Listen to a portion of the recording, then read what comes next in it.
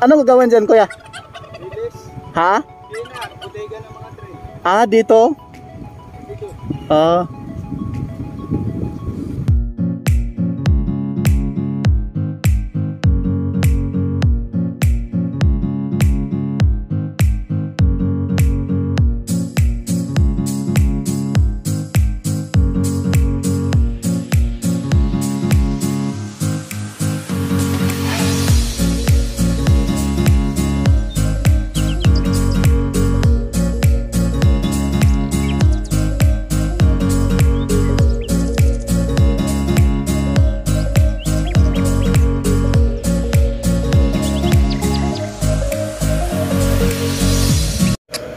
Good morning po mga bayan, welcome pong muli sa ating latest update rito po sa PNR in SCR South, dito po sa may Dipo, sa may Banlik, Calamba, Laguna. Ayan po mga bayan, yung alignment ng PNR in SCR South, dyan po dadaan mismo sa terminal ng container dito po sa Calamba, Laguna mga kabayan, na kung saan in the future mga bayan magkakaroon po rito ng cargo, no? Papuntang pier ng Maynila, at dito na po itambak yung mga container van dito po sa container terminal sa may Calamba, Laguna. At ito na po mga bayan, yung mga tao dyan sa baba, nag soil testing na rin po sila dyan mga bayan para po sa gagawing dipo rito po sa Banlik, Calamba, Laguna. Yan yung lawak na yan ng lupain dito mga bayan na hindi na po tininiman, palayan po yan dati. Ngayon po ay gagawin na pong dipo ng PNR in SCR South. Ang lawak po nito mga bayan ay may sukat na 22 hectares. At yan po sa gilid may mga portalit na rin po, at andyan na rin po yung mga Koreano, nag-soil testing na rin po sila mga bayan, napakarami. Hanggang doon sa dulo, yung may mga puno dyan sa unahan, sakop po yan, no? At yung may mga kabahayan dito bandang kanan ay tatanggalin din po. May mga tagging na rin po yung mga bahay dyan. Ayan na po yung may mga bakod na rin na tinatayo sila mga bayan, no? Lalagyan na lamang po yan ng hiyero mga bayan. At nilagyan na rin po nila ng mga marka, yung mismong saan i-sit up yung mga bagon at saan yung warehouse mismo, hanggang doon sa may mga kabahayan doon sa bandang kaliwa. Pero hindi yan maabot mga bayan yung mga kabahayan dyan. Dito lang po sa walang tanim, yung medyo sunog yung area. Ayan, sisilayan pa natin dito mga bayan balang araw ang kagaya po doon sa mismong Valenzuela Dipo ng PNR North. Ganito na po balang araw mga bayan itong lugar na ito. Ayan po yung dipo, pinakita ko po sa inyo mga bayan, yung dipo po yan sa Valenzuela City, sa PNR in SCR North, no? Dito sa erang ito, yung mga kabahayan dyan, yung mga yan ay paalisin po yan sila dyan mga bayan, dahil po sakop po sila dyan sa 22 hectares na gagawing dipo dito po sa PNR in SCR South.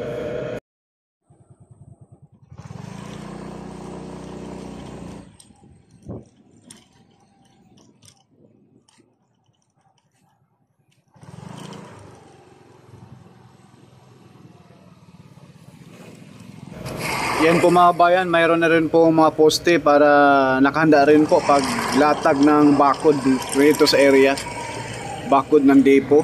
Ayan po itong area na ito mga bayan, ito na po yung masakop sa depo, no, ng PNR in SCR South. Itong drainage na ito hanggang doon sa dulo mga bayan.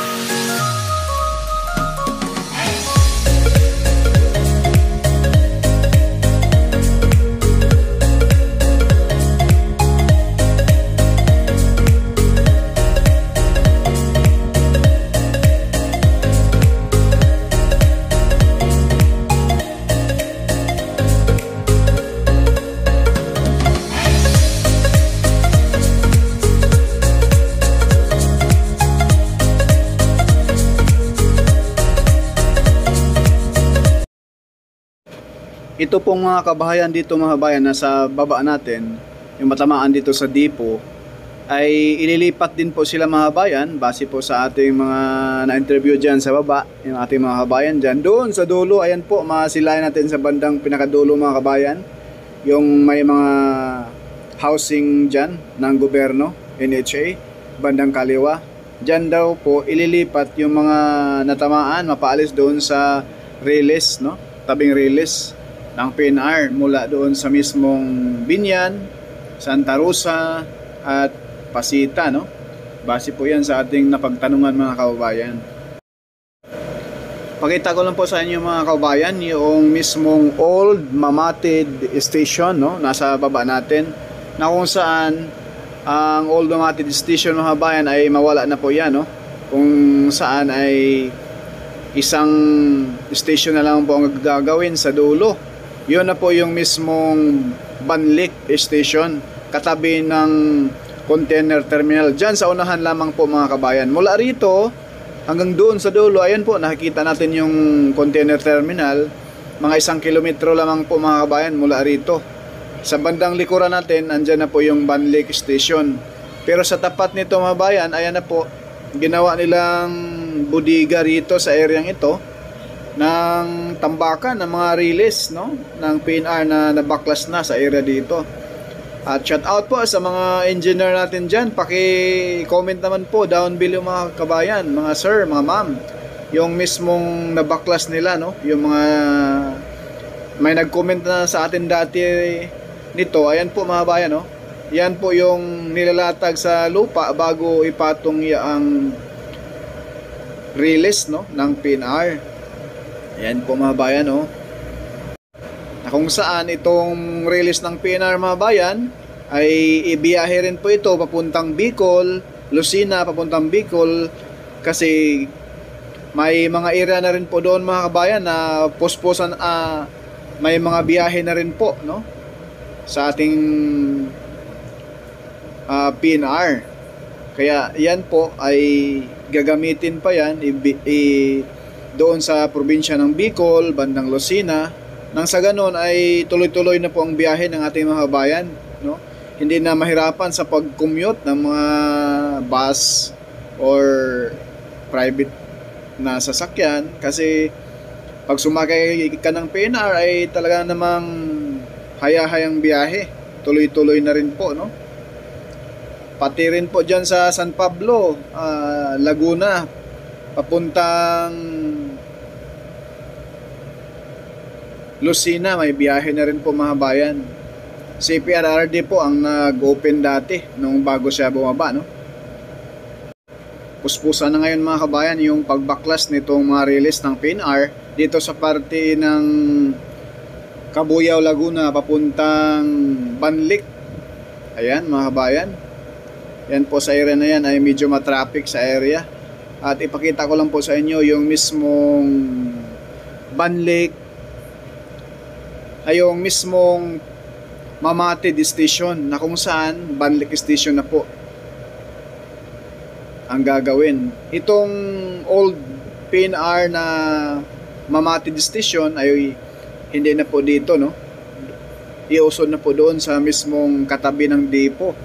At ito po mga bayan, ipakita ko lang po sa inyo yung mismong old Mamatid Station. Ayan na po yung mga, yung parang train na rin po mga bayan, no? Diyan po sinasakay yung mga release na kanilang nabaklas dyan. Sasakay nila dyan sa parang trolley, no? Ayan, no, mga bayan. Comment po down below sa mga eksperto dyan kung ano po ang tawag nito mga kabayan. Ayan po, na kung saan yan po, dyan po nila sinasakay yung mga release na nabaklas dyan sa PNR. Please like po mga bayan, subscribe na rin po sa ating YouTube channel, no, Porka Studio. Shout out na rin po sa ating mga solid viewers dyan. Magandang umaga po sa lahat.